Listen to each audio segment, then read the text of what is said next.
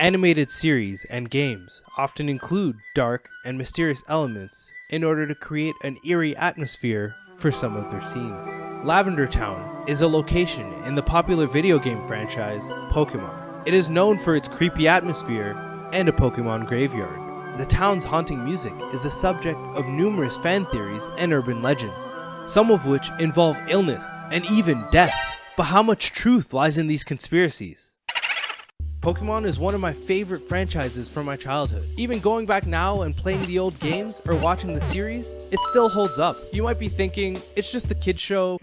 A stupid kid! There's no continuity, there's nothing worth theorizing about. But the show constantly brings back characters and references from previous episodes, and if you really look closely enough, you can connect the dots and find some interesting stories.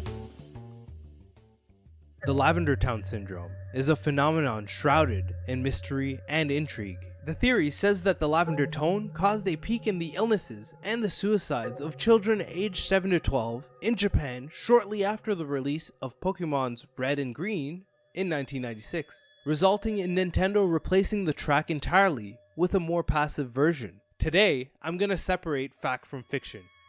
Evidence number 1. The creators. The creators purposefully created the brainwashing beats. One of the more popular arguments relies on the theme of revenge. Having been the target of bullying in his early childhood due to learning disabilities, the creator of Pokemon, Satoshi, felt he should get back at modern bullies.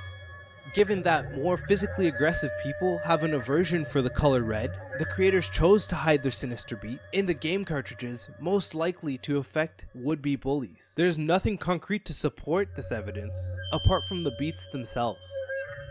Evidence number 2, beats.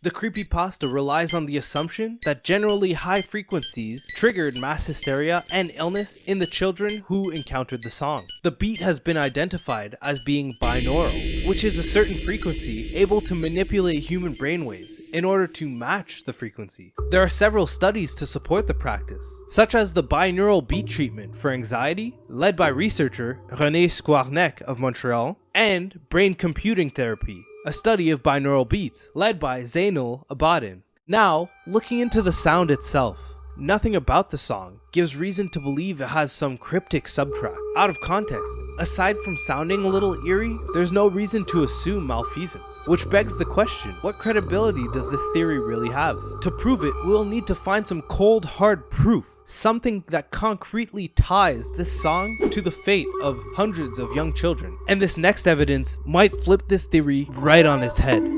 Evidence number 3, the children.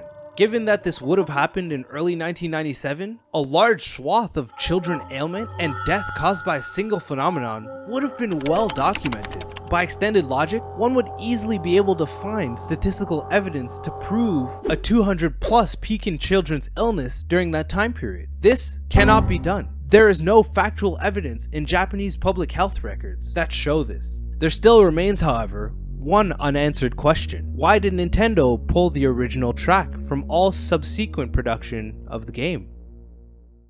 Needless to say, Lavender Town Syndrome isn't real. Lavender Town Syndrome isn't real. The original Lavender Town music won't cause you to go mad, nor will any other version of the song, and there are plenty. However, most grim tales do carry a speck of truth, and it seems even Pokemon has its dark side.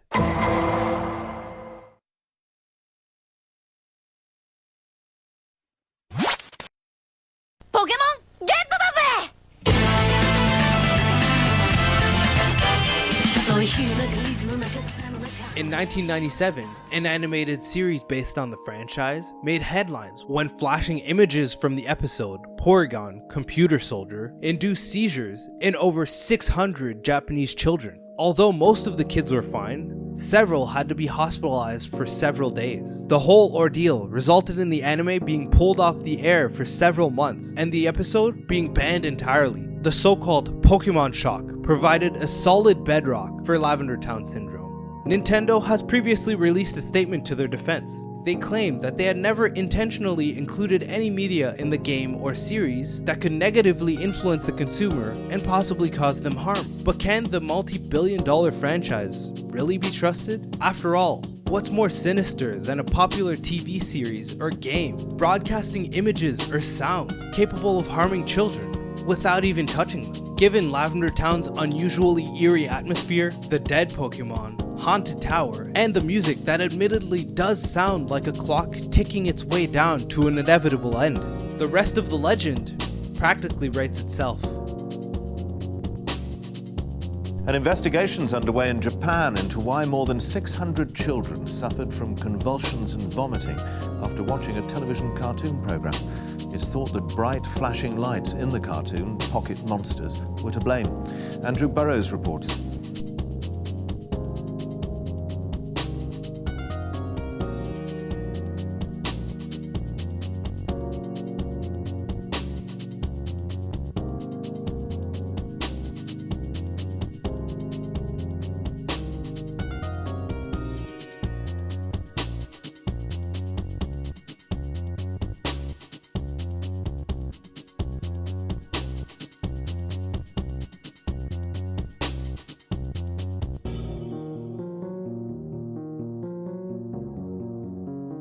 If you enjoyed this video, make sure to check out the next. Thank you for watching.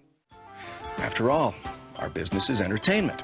We believe that everything connected with Nintendo, even customer relations, Should be fun.